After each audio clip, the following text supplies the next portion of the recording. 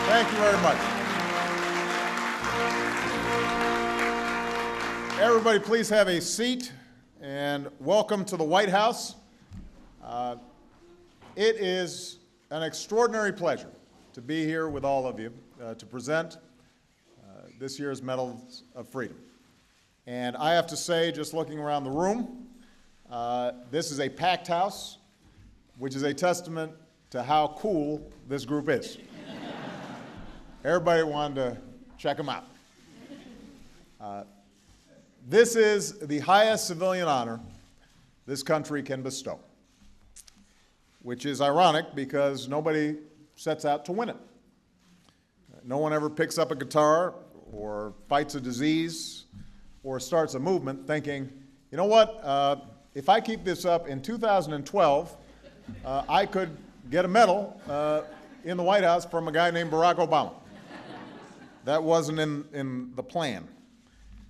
But that's exactly what makes this award so special. Every one of today's honorees is blessed with an extraordinary amount of talent.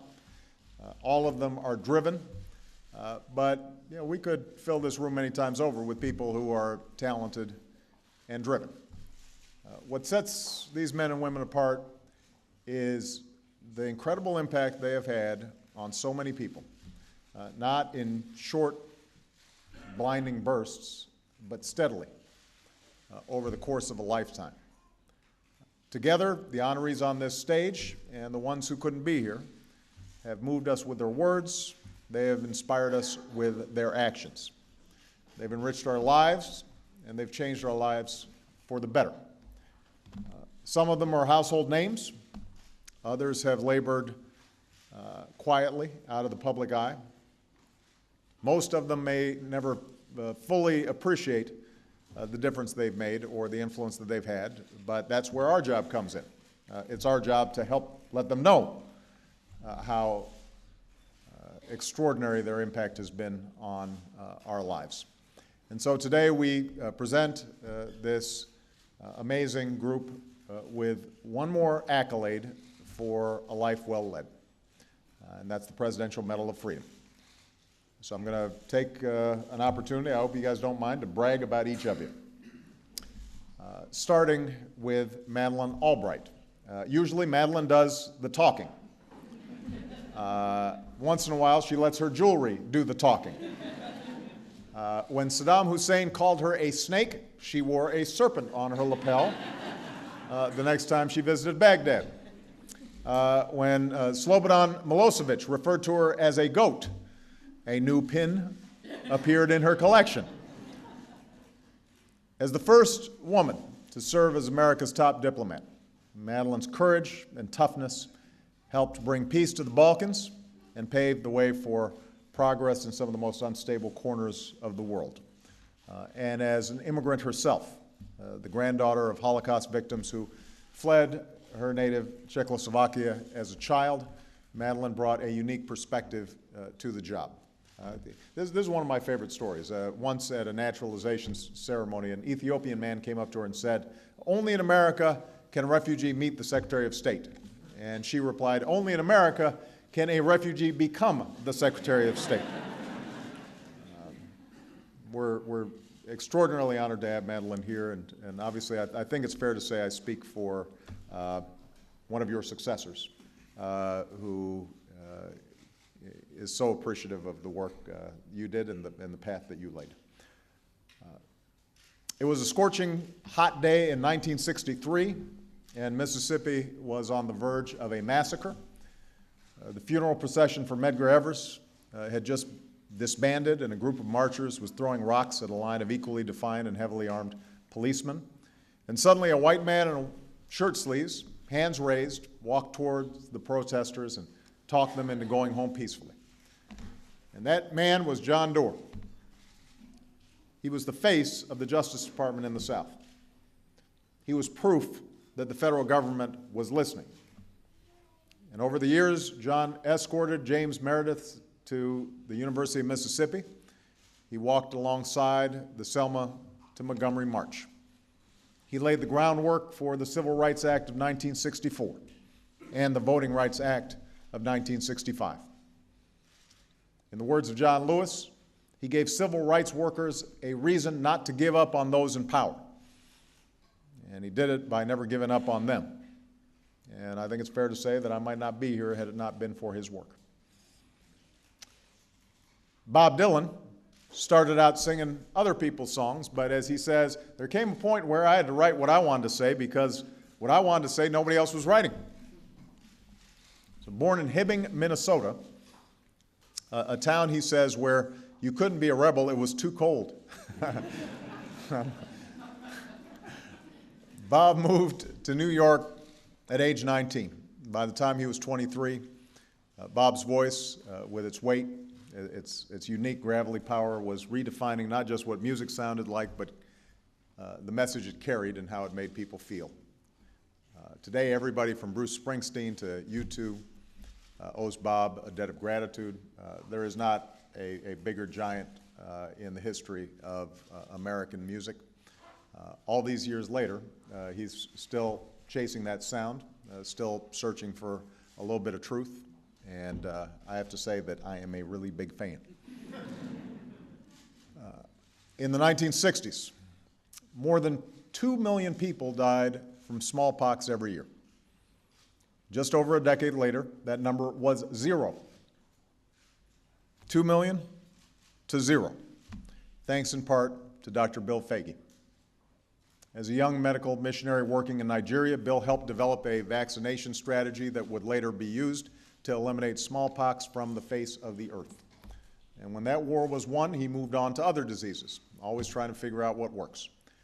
In one remote Nigerian village, after vaccinating 2,000 people in a single day, Bill asked the local chief how he had gotten so many people to show up, and the chief explained that he had told everyone to come to the village and see the tallest man in the world.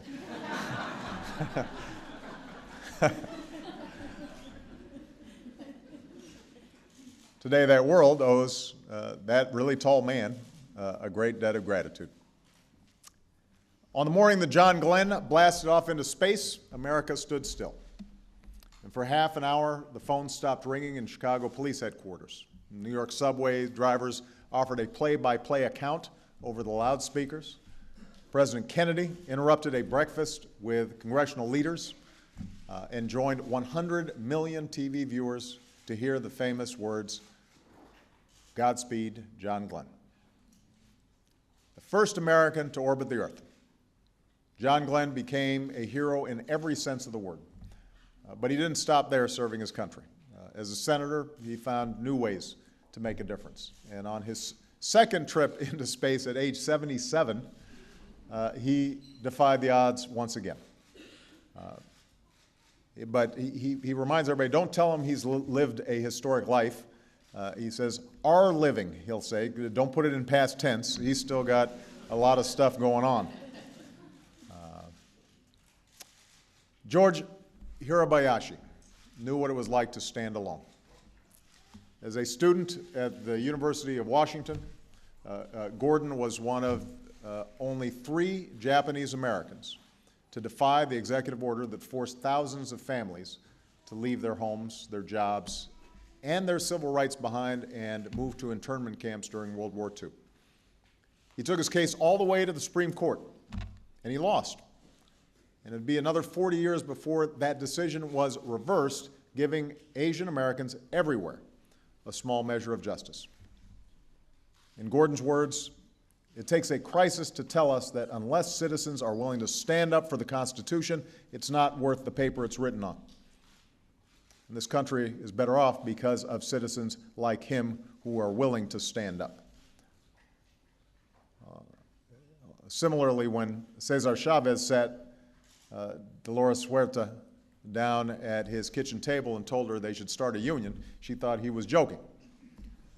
She was a single mother of 7 children, so she obviously didn't have a lot of free time.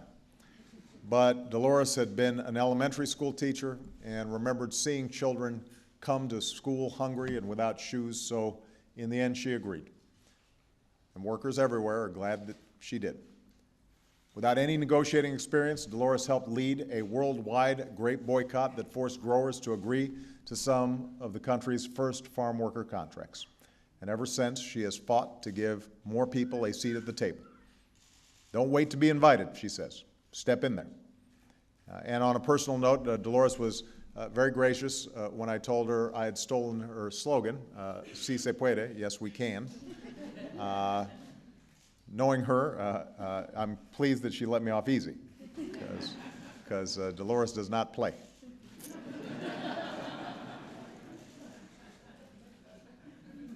For years, Jan Karski's students at Georgetown University knew he was a great professor. What they didn't realize was he was also a hero. Fluent in 4 languages, possessed of a photographic memory, Jan served as a courier for the Polish resistance during the darkest days of World War II. Before one trip across enemy lines, resistance fighters told him that Jews were being murdered on a massive scale and smuggled him into the Warsaw Ghetto and a Polish death camp to see for himself. Jan took that information to President Franklin Roosevelt, giving one of the first accounts of the Holocaust and imploring the world to take action. It was decades before Jan was ready to tell his story. By then he said, "I don't need courage anymore, so I teach compassion." Growing up in Georgia in the late 1800s, Juliet Gordon Low was not exactly typical.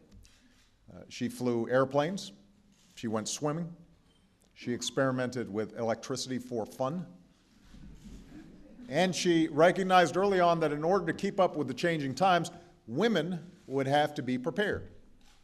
So at age 52, after meeting the founder of the Boy Scouts in England, Juliet came home and called her cousin and said, "I've got something for the girls of Savannah and all of America and all the world, and we're going to start it tonight." A century later, almost 60 million Girl Scouts have gained leadership skills and self-confidence through the organization that she founded. They include CEOs, astronauts, my own Secretary of State, and from the very beginning, they have also included girls of different races and faiths and abilities, just the way that Juliet would have wanted it. Toni Morrison, she is used to a little distraction.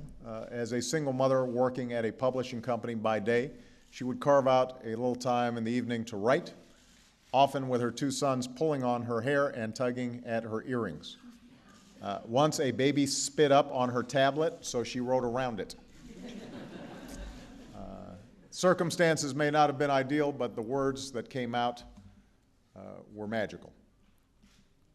Toni Morrison's prose brings us that kind of moral and emotional intensity that few writers ever attempt. From Song of Solomon to Beloved, Toni reaches us deeply, using a tone that is lyrical, precise, distinct, and inclusive. She believes that language arcs toward the place where meaning might lie. And the rest of us are lucky to be following along for the ride. During oral argument, Justice John Paul Stevens often began his line of questioning with a polite, "May I interrupt?" or "May I ask a question?" You can imagine the lawyers would say, "Okay." After which he would just as politely force a lawyer to stop dancing around and focus on the most important issues in the case.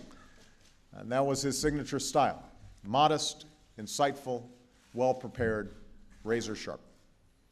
He is the 3rd longest-serving justice in the history of the court. And Justice Stevens applied throughout his career his clear and graceful manner to the defense of individual rights and the rule of law, always favoring a pragmatic solution over an ideological one. Ever humble, he would happily comply when unsuspecting tourists asked him to take their picture in front of the court. And at his vacation home in Florida, he was John from Arlington, better known for his world-class bridge game than his world-changing judicial opinions. Even in his final days on the bench, Justice Stevens insisted he was still learning on the job. But in the end, we are the ones who have learned from him. When a doctor first told Pat Summitt she suffered from dementia, she almost punched him. When a second doctor advised her to retire, she responded, "Do you know who you're dealing with here?" Obviously, they did not. As Pat says, I can fix a tractor, mow hay, plow a field, chop tobacco, fire a barn, and cull the cows, but what I'm really known for is winning. In 38 years at Tennessee, she racked up 8 national championships, more than 1,000 wins. Understand, this is more than any college coach, male or female, in the history of the NCAA. And more importantly, every player that went through her program has either graduated or is on her way to a degree. That's why anybody who feels sorry for Pat will find themselves on the receiving end of that famous glare, or she might punch you.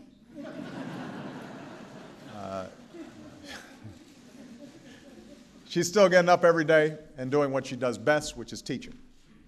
The players, she says, are my best medicine. Our final honoree is not here, Shimon Peres, the President of Israel, who has done more for the cause of peace in the Middle East than just about anybody alive. I'll be hosting President Peres for a dinner here at the White House next month, and we'll be presenting him with his medal and honoring his incredible contributions to the state of Israel and the world at that time. So I'm looking forward to welcoming him, and if it's all right with you, I will save my best lines about him for that occasion. So these are the recipients of the 2012 Medals of Freedom. Just on a personal note, I had a chance to see everybody in the back. What's wonderful about these events for me is so many of these people are my heroes individually. You know, I know how they impacted my life. I remember reading Song of Solomon when I was a kid, and not just trying to figure out how to write, but also how to be and how to think. And I remember, you know, in college listening to Bob Dylan and my world opening up, because he captured something about this country that was so vital. And I think about Dolores Huerta, reading about her when I was starting off as an organizer. Everybody on this stage has marked my life in profound ways. And I was telling somebody like Pat Summitt, you know, when I think about my 2 daughters, who are tall and gifted, and knowing that because of folks like Coach Summitt, they're standing up straight and diving after loose balls and feeling confident and strong, then I understand that the impact that these people have had extends beyond me. It will continue for generations to come. What an extraordinary honor to be able to say thank you to all of them for the great work that they have done on behalf of this country and on behalf of the world. So it is now my great honor to present them with a small token of our appreciation.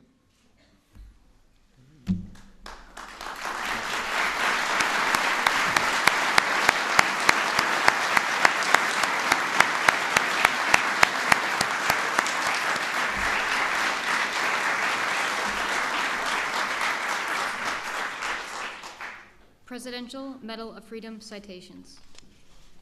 Madeleine Corbell Albright.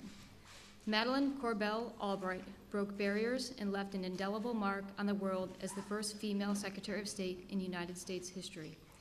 Through her consummate diplomacy and steadfast democratic ideals, Secretary Albright advanced peace in the Middle East, nuclear arms control, justice in the Balkans, and human rights around the world.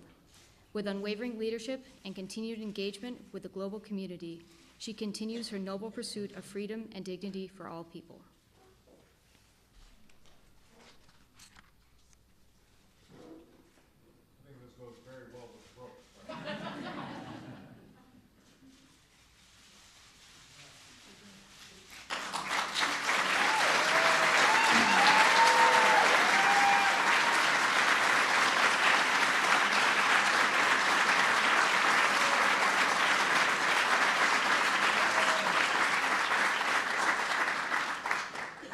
John Doerr. As African Americans strove for justice, John Doerr led federal efforts to defend equality and enforce civil rights. Risking his life to confront the injustices around him, he prevented a violent riot obtained convictions for the killings of civil rights activists, and stood by the first African-American student at the University of Mississippi on his first day of class. During pivotal moments in the civil rights movement and in the troubled times of the Watergate scandal, John Doerr fought to protect the core values of liberty, equality, and democracy that have made America a leader among nations.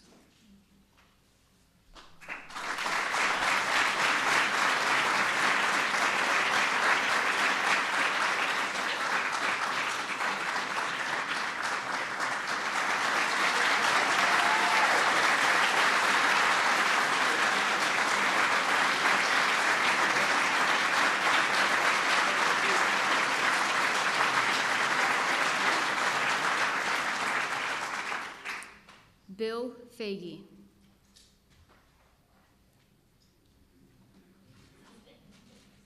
He's pretty tall.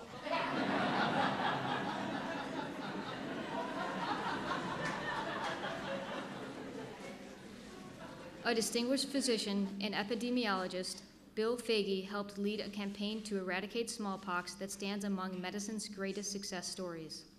At the Centers for Disease Control and Prevention, the Carter Center, and the Bill and Melinda Gates Foundation, he has taken on humanity's most intractable public health challenges, from infectious diseases to child survival and development. Bill Foege has driven decades of progress to safeguard the well-being of all, and he has inspired a generation of leaders in the fight for a healthier world.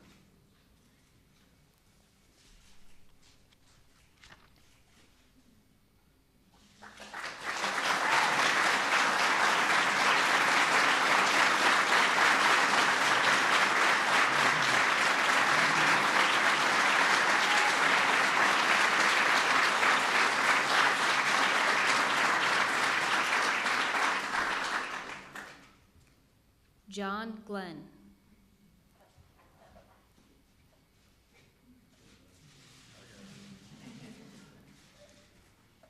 John Glenn has set a peerless example through his service to our nation.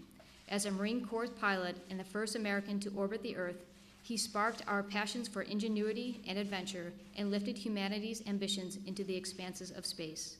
In the United States Senate, he worked tirelessly to ensure all Americans had the opportunity to reach for limitless dreams.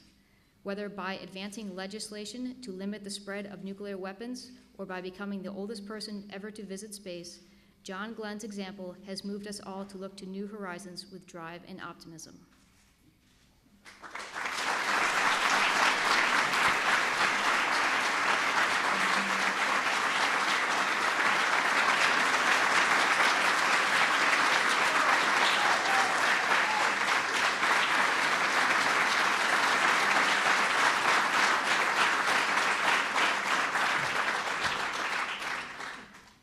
Susan Carnahan, accepting on behalf of her husband, Gordon Kiyoshi Hirabayashi. In his open defiance of discrimination against Japanese Americans during World War II, Gordon Kiyoshi Hirabayashi demanded our nation live up to its founding principles. Imprisoned for ignoring curfew and refusing to register for internment camps, he took his case to the Supreme Court, which ruled against him in 1943. Refusing to abandon his belief in an America that stands for fundamental human rights, he pursued justice until his conviction was overturned in 1987. Gordon Hirabayashi's legacy reminds us that patriotism is rooted not in ethnicity, but in our shared ideals, and his example will forever call on us to defend the liberty of all our citizens.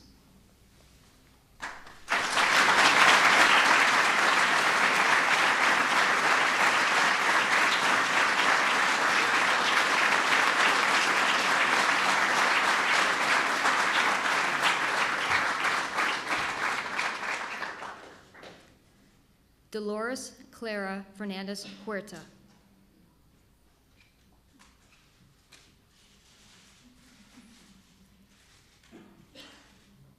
One of America's great labor and civil rights icons, Dolores Clara Fernandez Huerta, has devoted her life to advocating for marginalized communities.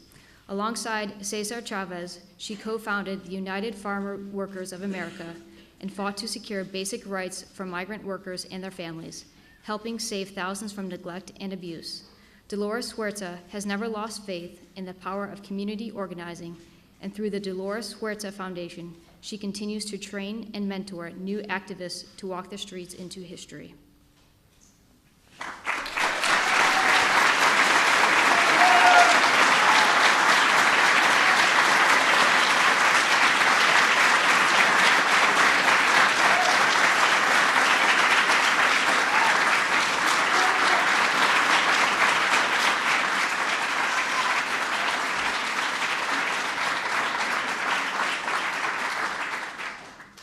Adam Daniel Rodfeld, former Polish foreign minister, accepting on behalf of Jan Karski.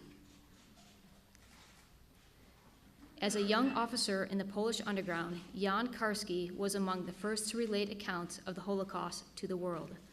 A witness to atrocity in the Warsaw Ghetto and the Nazi Ibiza transit camp, he repeatedly crossed enemy lines to document the face of genocide and courageously voiced tragic truths all the way to President Roosevelt. Jan Karski illuminated one of the darkest chapters of history, and his heroic intervention on behalf of the innocent will never be forgotten.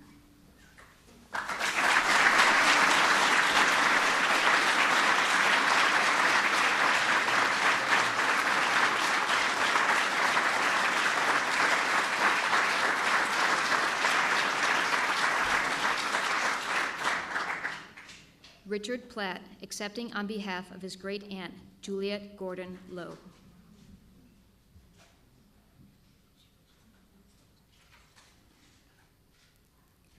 An artist, athlete, and trailblazer for America's Daughters, Juliet Gordon Lowe founded an organization to teach young women self-reliance and resourcefulness.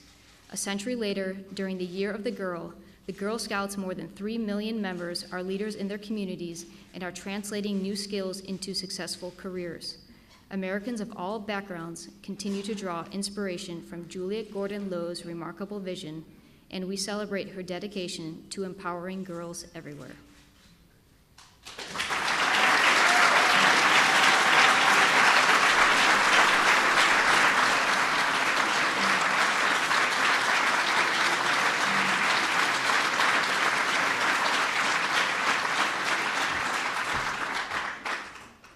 Toni Morrison.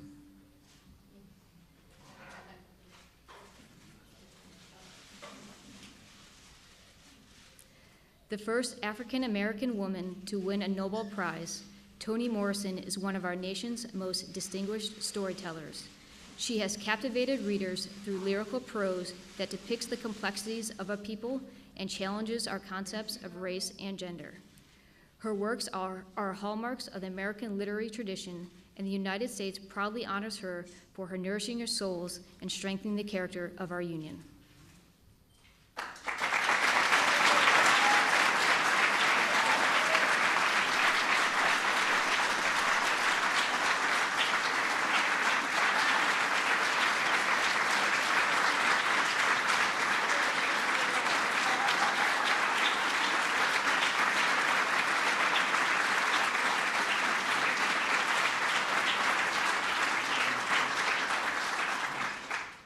John Paul Stevens.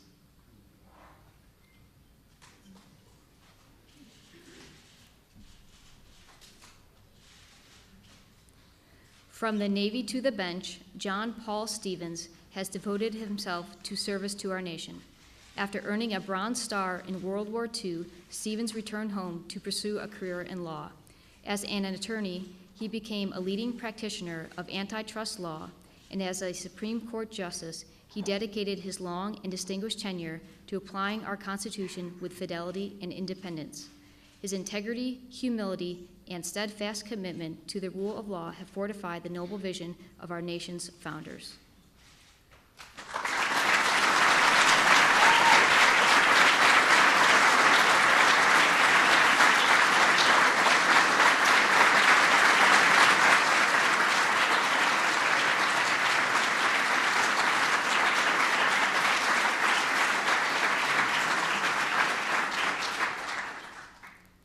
Pat Summit.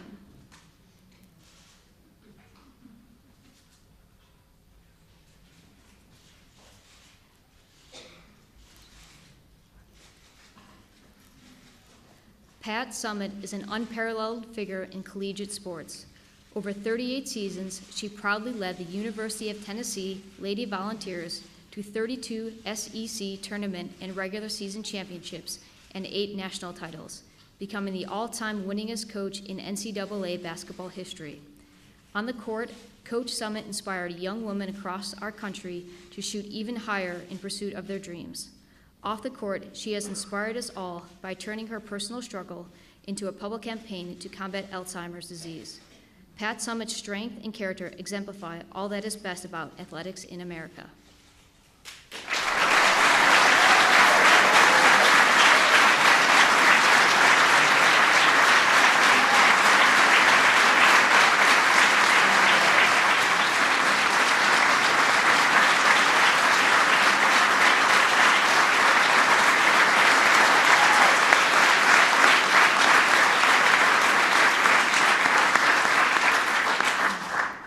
Bob Dylan. Come on, Bob.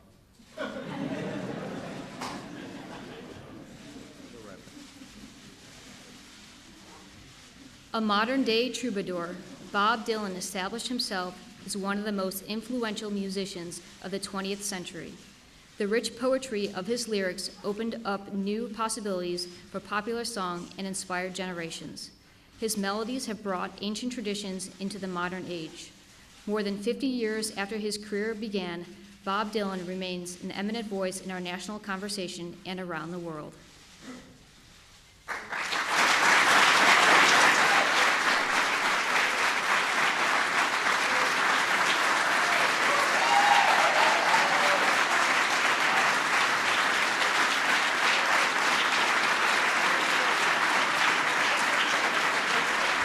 Can everybody please stand and give a rousing applause to our Medal of Freedom winners? You don't have to stand.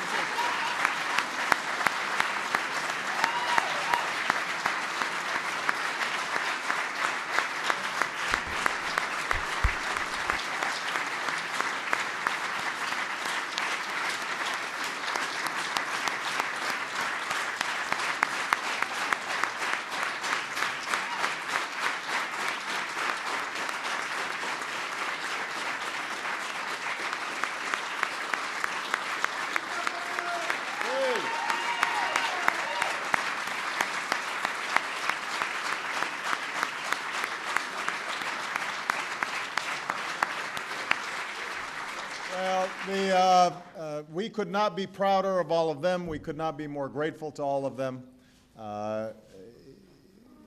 You have had an impact on all of us, and I know that you will continue to have an impact on all of us. So thank you for being here. Thank you for putting yourself through White House ceremonies, which are always full of all kinds of protocol. Fortunately, we also have a reception afterwards. I hear the food around here is pretty good. So I look forward to all of you having a chance to stay and mingle. And again, thank you again to all of you. All right, everybody.